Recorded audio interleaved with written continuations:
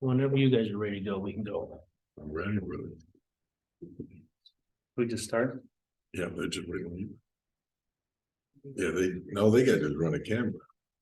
Right, but they tell us to start. We just, No. you're recording now. Yeah, they have editing Okay. capabilities. All right. Well, I do. Yeah. That's why I'm okay. So we're really excited to have James Dixon today on the podcast, and really feel honored to have you on the podcast. Thanks for coming on. Oh, well, no, thank you. This is an honor. It's like hanging out with two twin powers over here. So I appreciate that.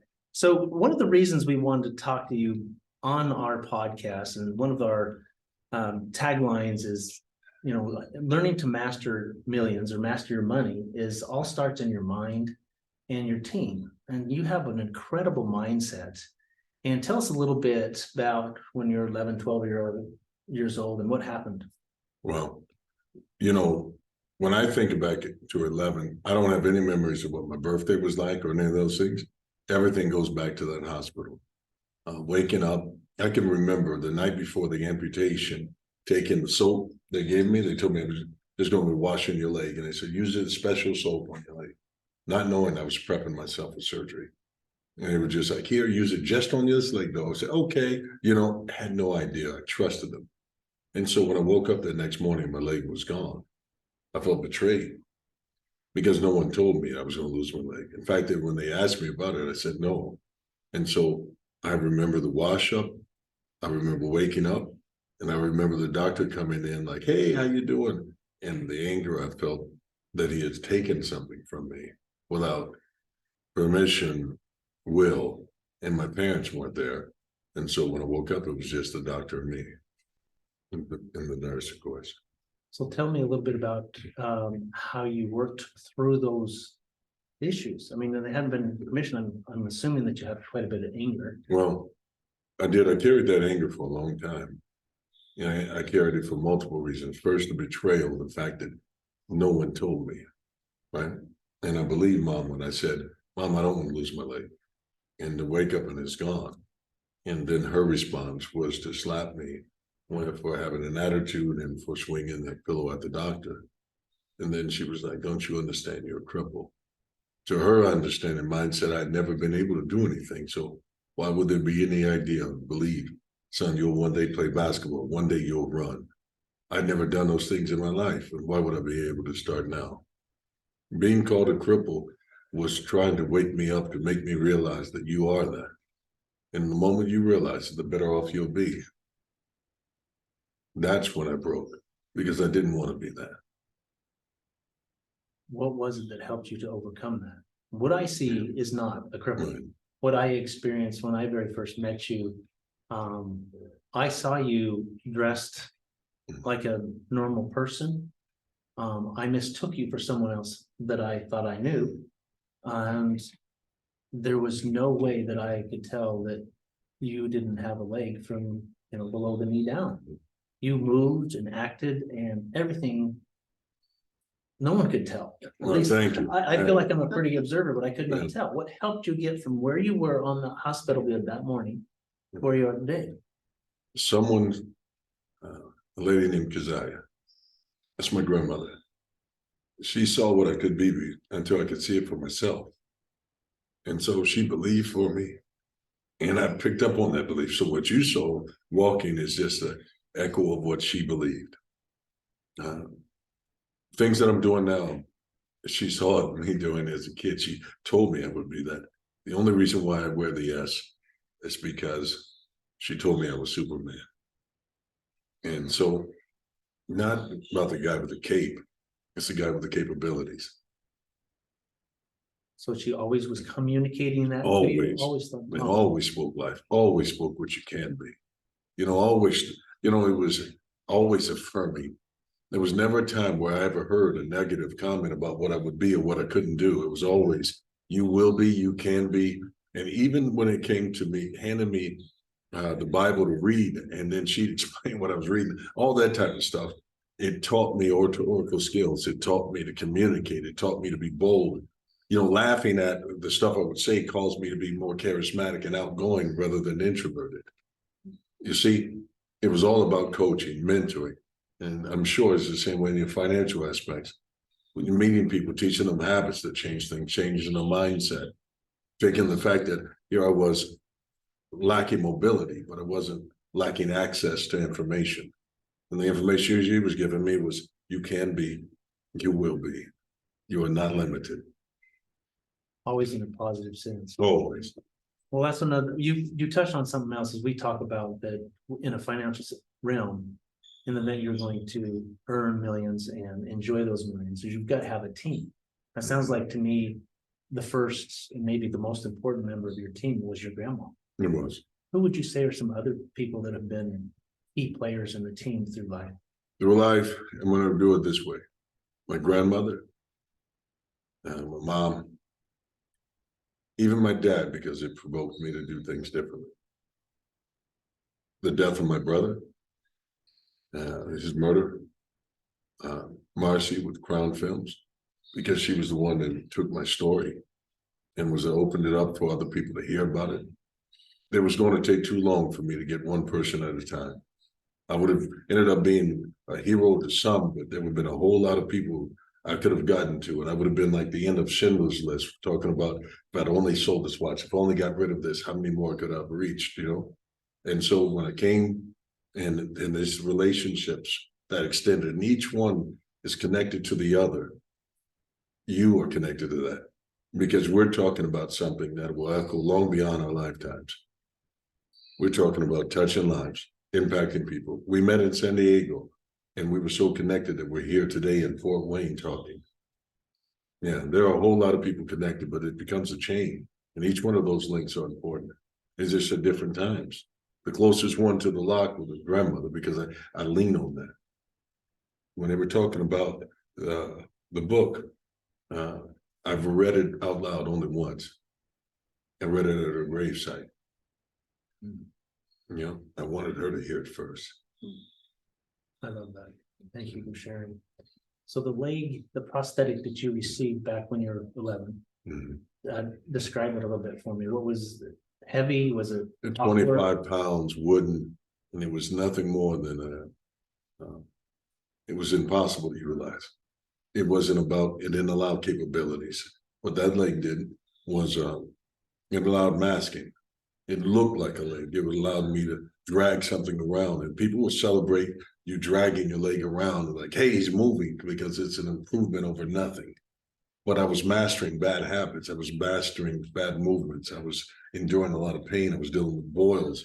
Back then, they would just say, callus up, get tougher, right? But that wasn't what was happening. What was happening, that was you're breaking your body constantly down. You're atrophying your leg and all those things by dragging it. You start using it like a cane instead of walking. And so technology improving only was catching up to what I could do. What I do, things I do today, the limitless life I experience, I've always had that ability. I just didn't have the technology.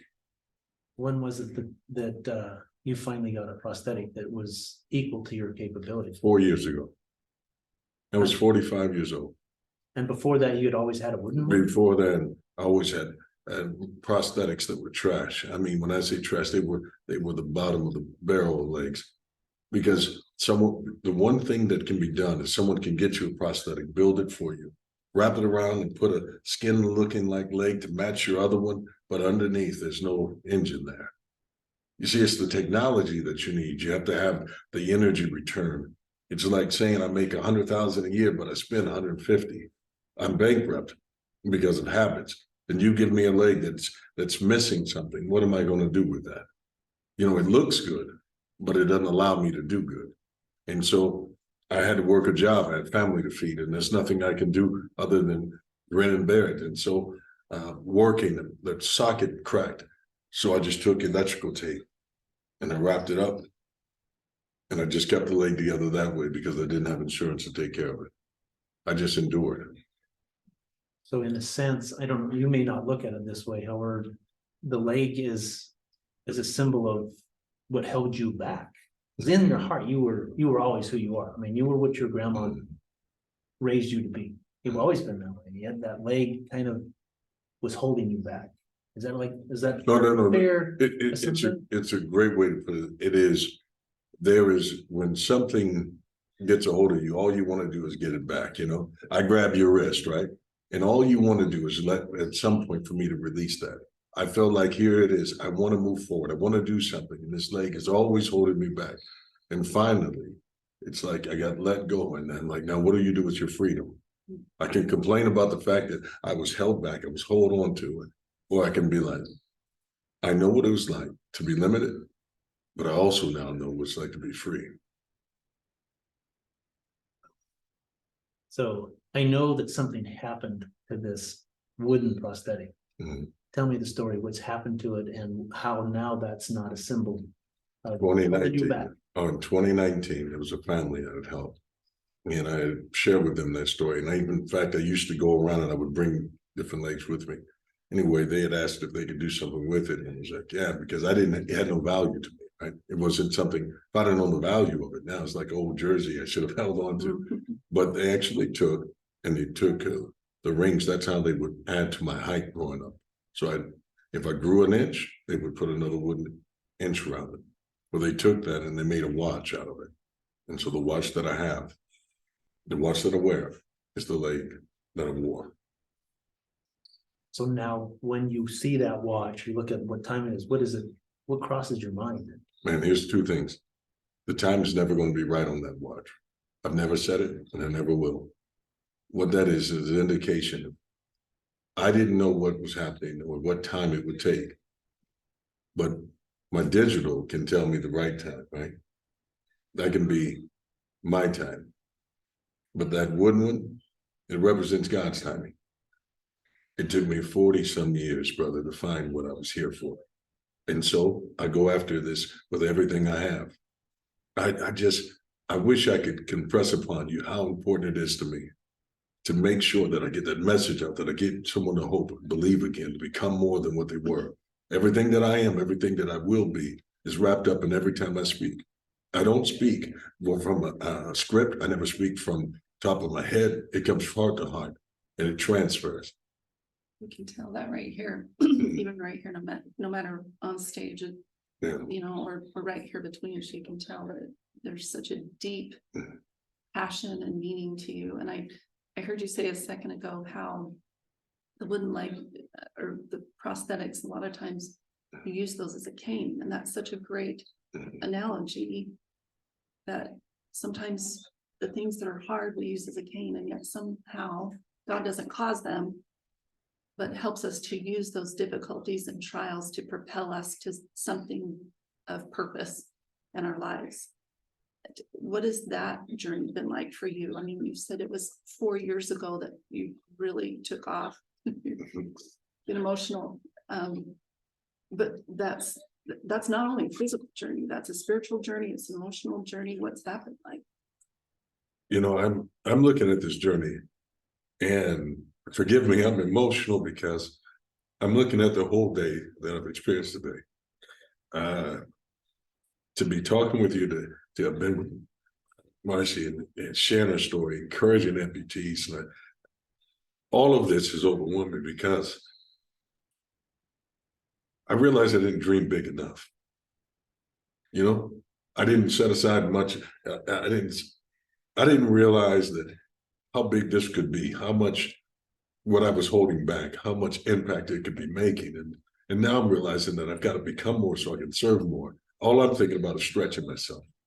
I'm thinking about evolving. I mean, you were talking about a team. There's so much I didn't know. There are so many opportunities that come up, and some of them that serve as distractions. I got to say no or whatever.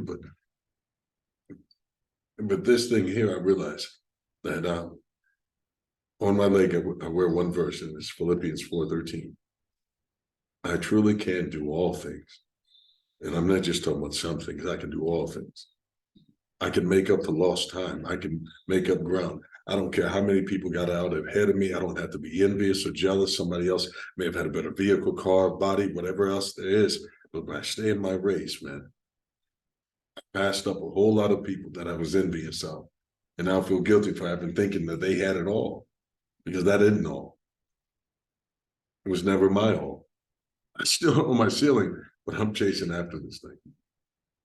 And I hope you go a long ways. I'm gonna be one of your head cheerleaders Thank you. all the way long. Mhm. It's just really cool. I mean, when heard you speak that first time, it really resonated deep with me. The fact that I believe we've kind of a kindred spirit, that we feel like there's more that we can do than what we're currently doing. Mhm. We can affect more lives than who we're currently affecting. That's a matter of finding that platform, that voice, That's right. that association, Mhm. whatever it is, to make that happen. And when you offered me the opportunity, I mean, it was 2 days ago. And Hey, look Jason, at, I'm gonna be in Fort Wayne. I live in Logan, Utah. yeah, and And I moved my schedule. I had appointments with well, a very good client of mine in Pocatello, Idaho. Tomorrow morning, I just had scheduled. I rescheduled everyone to fly out here to be with you. and you were Because I just, feel like that's the yeah. right thing to do, right? well, that's It's not about capturing some audio or video or anything. Mm. It's really about who is it that we can make an impact on. This is And how deeper. to do that. And the fact that what is it, today you, guy that's now important in my life, Mark, Victor Hansen, you just had him on your show, and to get here, but even all of that comes together, for me to be meeting you at the knock, and I get up and speak. And part of the reason why they let me speak is because we were coming with a film crew, right? And they were like, there was going to be 1 or 2 minutes. And then they were like, no, just keep going, right? And you could see them like, just keep going or whatever, As I'm watching them wave, keep going, because, it was something transponded there that was just totally different, And then when I look at the fact that I walk into the audience and someone says, Mark, I talked to him, he wants to talk to him. He's like, who? And they were chicken soup with the soul. And then here it is, we're here. And there's a purpose in all this. And I've been operating without fear. When they started talking about writing a book, I thought that was free. You just write the book and all that stuff. I didn't know. And then, or even when you're doing movies or even when we're doing this, everything, people just believe in a cause, but there's a cost associated with it. And so finances come in. You have to realize, I got to be a good steward. I've got to invest. I've got to create win-wins with people, because relationship can do a lot more than revenue can do. Build a relationship, and as I say, if you're short money, I was like, Lord, I don't know, I'm going to do this, but I got to get this out. And he keeps raising up someone to come into your life that fills that gap. Yeah, there are none. Yeah, there's providence in this. Yeah, I've heard someone say once that coincidence is God's way of staying among us. That's a good way of saying it.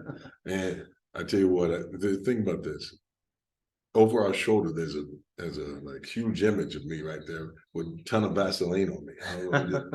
I just like, I'm like a Crisco guy out there, and I'm like, I look at it and I'm like, here are these people are Olympians. And when they come in and train, they're seeing a non-Olympian, in a larger than life role. The metaphor that you don't have to be an Olympian, you don't have to be a superstar, you don't have to do anything great to be great. You just have to walk your lane, and humbly you can serve. I can come out of nowhere. Every Olympics maybe every 4 years, but it took me 4 years to evolve and realize, man, I haven't enough. I walked off my job just a year ago. It hasn't even been a year. When I walked off, I was like, man, I got a calling with this. And if I stay, I'll regret it. And I don't regret being here. I don't regret what we're doing. Have there been sacrifices? Yes, but look at the rewards and look what's coming. I guess when it comes to you guys' finance, if you don't put any risk to it, how can you expect that reward, right? Right. And you've had a coach, and the same in finances, you need to have a coach, you need someone to help you out, sort of avoid the landmines, if you will. Mhm. Someone that you can trust. I mean, there is a big thing about trust when our relationship comes, right? Mhm. Often, I wouldn't say often, but sometimes you meet someone and there's a soul to soul meeting. And it's like, we've met before, or there's something more there, right? And that doesn't happen very often. And when it does, you've got to go with it. Right. I think that's the reason why yeah, this has to happen, right? You just know. It's the difference between listening to someone with an opinion and listen to counsel. Opinion, people are like, if I was you, if I was you, if I had that, you know what I'd do with that? Ain't no way but when someone gives you consultation, they've been there, and that's why I look at being a mentor to people. I mentor the mentors, and I see the guys that I've mentored go out and do it, and I hold them accountable to keep believing, keep making impact. Don't give up, don't get selfish, and don't get caught up in trying to be a star. Just be you, So there's two questions we usually ask everybody that's on our podcast. Okay. Number one is, in the event you could go back and talk to 20-year-old James. Yeah. What counsel would you give him? And the second one is, where's James going to be in 5 years? Wow. Okay.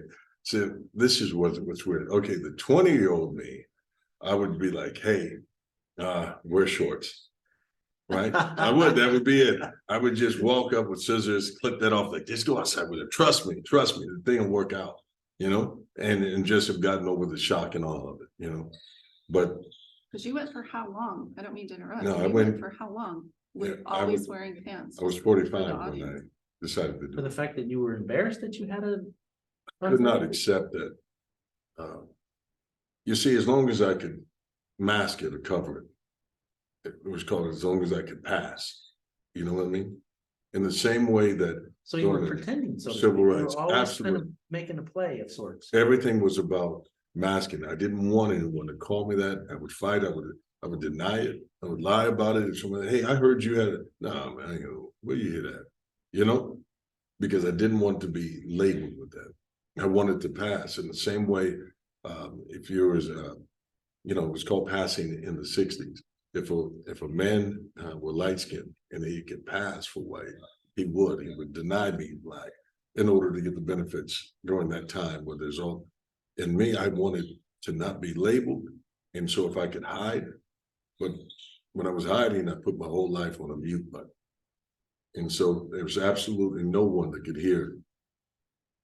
How do I get out of that? Because I was holding on to that. How do I learn? There were techniques I'd learned in masking, though, and pretending and watching that I can now transfer over to other people. And they're like, man, I never saw that. Even people who build legs can't do it because they're not an amputee with it. And some who are amputees came late in life, so they never had to go through the development, the challenges, the bullying, and all those things. So if you ask me, where will I be in 5 years? In 5 years, man, I will have traveled. I will have mentored people. I will have talked about the changing moments of my life from that day on March 23rd to the filming of the documentary to sitting here with you and going back to, do you remember where we were? Right? And we hold each other accountable. You got to stay there. You got to stay true. And no matter what we do, it's not like we're backing off professionalism or anything, but this is personal. I'm sharing my life with you. And I am like, when I'm dead, my obituary won't be on those papers. It'll be what you say about me. So in 5 years, I'm still going to be doing the same thing. I'll just do it better than I've done it now. Okay, how many people are you going to have affected in 5 years? In 5 Give me a years, number. I'm going to give you a number. Mark said his goal was to affect 1 billion people. He did 500 million with Chicken Soup of the Soul, but he shares that with Jack Canfield. So you're only saying he's got 250 million. So he's got 250, right? Okay, they would fight words. But here it is.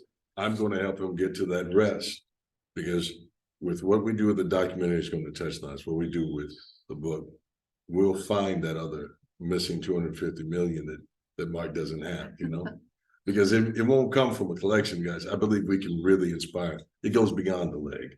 It goes beyond that. So you're saying 250 million, or are you saying 500 million? I'm saying, yeah, I'm going to get that real 5, and they'll loan him 250 because his name's on it. All right. Yeah, I mean, that's a loan. That's debt. That's debt. So he's in debt to me now. All right, I got that. Okay. I want to hold you to that. 500 million. That's a I'd goal. like to have you come back on the podcast and say, Jason, I did it. Yeah. Thank you, and everybody else that's come along the way. That's been Look, awesome. you're spreading that now. We went from a few thousand to 1.4 million on the YouTube.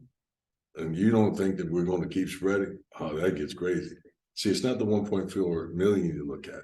It's the 121 million I've already been viewed by. Those are individual views, not redundant. So if 121 I did with views, If I did that before the book came out, 500 million is not out of the question. You see? So now are you rethinking that in 5 years, 500 million is not? Well, I had to loan 250 million to Mark, man. So I got to make up for that somehow. So you're saying 500 million in a row, so that's 750 million total. If you Yeah, easy. That. Okay, So that's what we're I'm going. liking the bigger We're number. going to do that. And you So know, what's wrong with going to $1 billion? well, the only problem with that is that you said 5 years. I need 10 for that, you know, because it takes a while, 3 to 5 years before the book even matures and it gets everywhere. And so we tell the story. But in 10, we'll be there. Okay. Yeah, I didn't say me, I said we. It's the things that we're doing. Yeah, Yeah, it's us. Yeah. Yeah, but your voice is kind of central to that. Mm. It truly is. I mean, your unique ability and your unique background and your unique story It's is the kind of circles. central to that, right? Mm. Obviously none of us would do it alone. No, Right? man, and anyone that said they did it alone lies. This is, you know, if you were to look behind people, you see the hand of a school teacher that gave them encouragement. You see parents, grandparents. You see behind you there are mentors that people don't know. There's someone who gave you wisdom that told you not to throw in the towel. There's kids that got sick or your children that you had that motivate you. All of us are ushered forward by someone. Well, and you touched on it earlier. There's also people that have been to some degree a negative influence, right? Mhm. Someone who did say, you can't do that. Mhm. And I almost feel weird using that word, right? Now, we've all had that in our lives. There's people saying, you're not going to be able to do that. You're not going to be able to do that. Yet you've overcome that. And to some degree, having that in your life has been a motivation.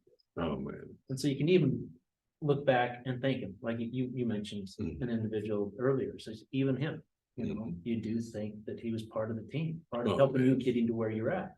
You know, something really unique happened. It was just a moment. I got to see him today, my dad. Part of the film, I mean, just a moment that I never, it wasn't in the film. It was just a moment, right? Knock on his door and it comes out.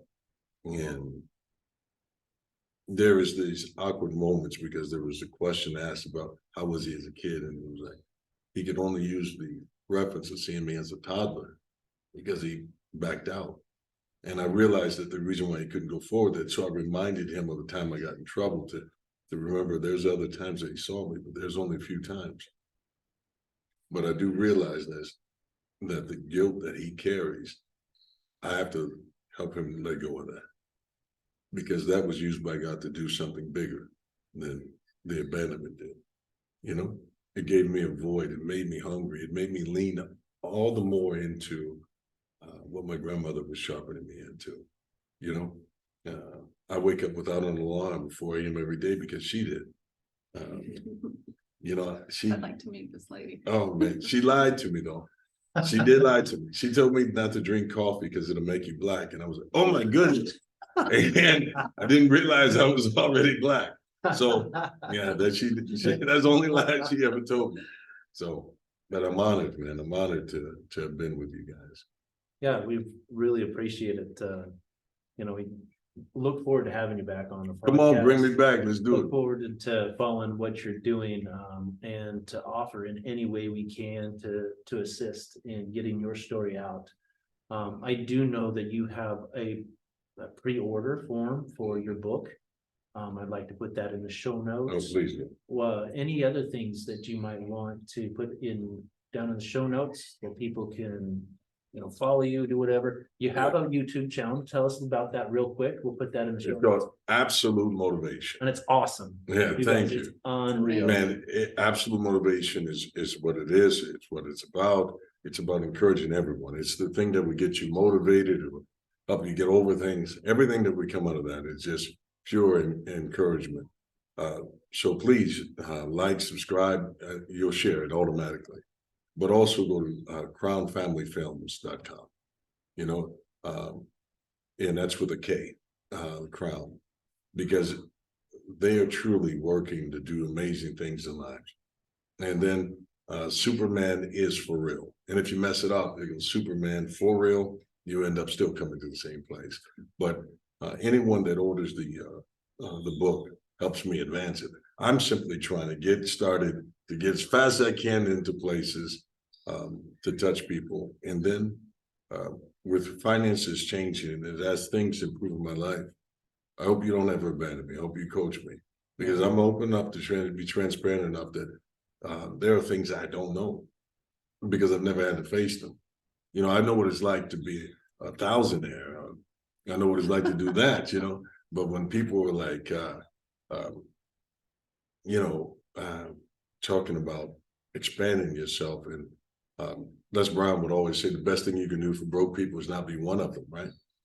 But I look at it differently. For me, broke is the broken parts of our lives. Everyone carries something like that. But if you take enough right broken pieces to put it together, we paint a great picture together. You know, it's like a stained glass window. It's got a whole different design to it. But you have to have people that can help you with your finances and get a mindset about it. So I cannot have relatives show up.